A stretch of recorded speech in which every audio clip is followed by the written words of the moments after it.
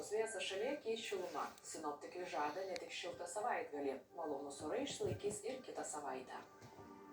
Šiąnakt Lietuvoje nepastoviai debesuota, be žymesnių kritulių, temperatūra bus nuo 0 iki 5 laipsnių šilumos, ore vietomis dirvos paviršiuje daug kur šalnos nuo 1 iki 6 laipsnių šalčio.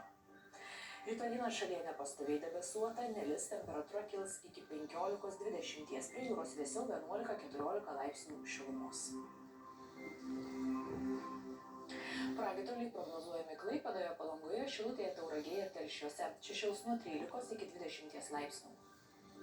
Saulė pro debesį švies Biržuose, Panevėžyje, Šiauliuose, Joniškyje ir Mažeikiuose. Čia bus 18-20 laipsnių šiluma.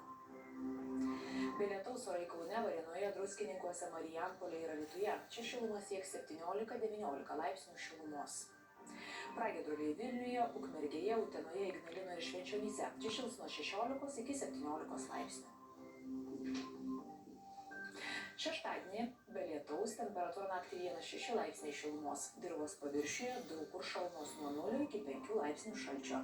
Dieną bus 17-22, prie jūros 13-16 laipsnių šilumos. Sekmadienį lietaus nenumatoma, temperatūra naktį bus nuo 5 iki 10, dieną 19-24, prie jūros 15-18 laipsnių šiluma.